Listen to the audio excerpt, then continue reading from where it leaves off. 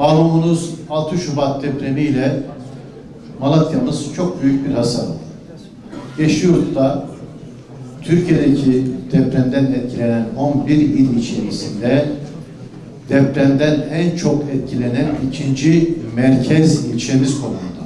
Yani Antakya'dan sonra depremden en çok etkilenen ikinci ilçemiz Yeşilyurt idi.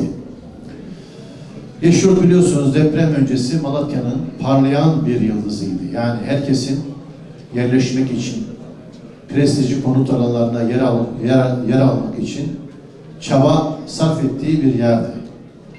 Ama çok şükür depremde bu kadar hasar almasına rağmen bugün Malatya'da hala bu konumunu sürdürmektedir. Yine Yeşilyurt'umuz insanların yerleşmek için en çok tercih ettiği, hatta ticari işletmelerin son dönemde peş peşe açıldığı bir cazibe merkezi olmaya devam ediyor. Çok şükür yani biliyorsunuz işte periferde, çeperde 30.000'e yakın konut TOKİ marifetiyle yapılıyor. Yerinde dönüşümle biz 10.000'e yakın bağımsız bölüme ruhsat verdik. Yapı ruhsatı verdik. 15.000 bağımsız bölümü yerinde dönüşümle Yeşilyurt'umuza kazandırıyoruz. Bunun dışında yine TOKİ'nin ve Emlak Konut'un rezerv alan ilan ettiği bölgede yaklaşık 5.000'e yakın, 5.000 ile 6.000 arası bir konut üretimi devam etmekte. Yani Yeşilyurt'ta 45.000'e yakın konut, ticarethane ve ofis hayata geçirilmekte. Tabii ayağa kaldırmak sadece konut, ticarethane, ofis yapmaktan ibaret değil. Şehri eğitim, kültür, sanat ve spor alanlarında da ayağa kaldırmak gerekiyor. Biz de bugün bunu gerçekleştiriyoruz.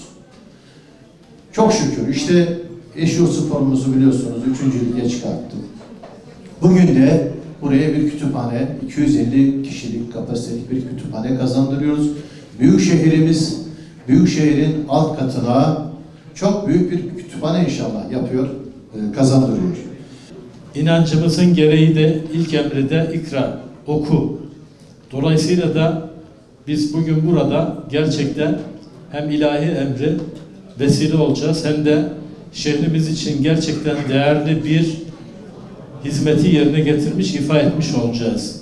Bugün tabii gençlerimiz için hizmette sunulan bu Yeşilyurt Belediye'mizin Yeşilyurt'a kazandırdığı Çilesiz Kütüphanesi'nin açılışı için bir araya gelmiş bulunuyoruz.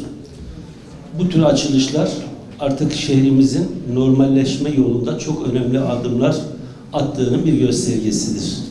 Onun için bu ziyadesiyle bizi memnun ediyor. Allah'a hamdolsun. Şehrimiz ayağa kalkıyor. Burada kimsenin şüphesi yok. Hızlı bir şekilde. Biz daha önce adaylık döneminde de söyledik. Adaylıktan belediye başkanı olduktan sonra da söyledik.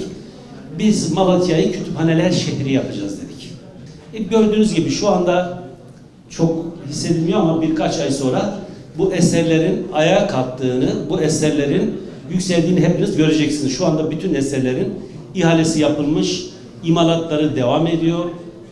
Hatta belli bir aşamaya geldi.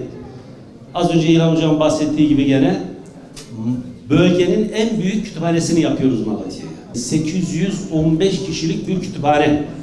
7/24 açık olacak ve mevkisini zaten biliyorsunuz.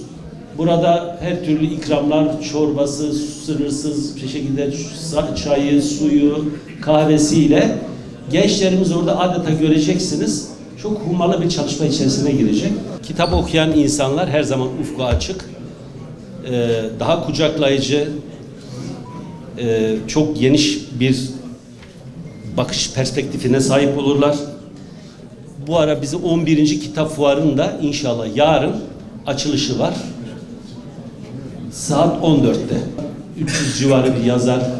Epey etkinliklerimiz var. Yazar okuyucu buluşmaları, yazar öğrenci buluşmaları, yazar STK buluşmaları, üniversiteyle buluşmalar.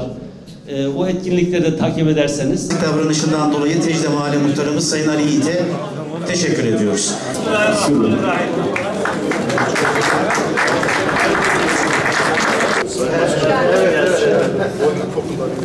Çok güzel ya. Vallahi elinize sağlık. Bayağı da ferah Evet, evet. Şu an 250 daha kısıtlayabilirsiniz. Yani şöyle tabii 250 İhtiyaç kişilik ama biz duyduğu biraz zaman- seyrek bir şey yaptık. Biz de mesela bizimki 815 kişilik oluyor ama ilk etapta 500 ile tutacağız. Sonra gidince Tabii şuraya o kapasite mesela var.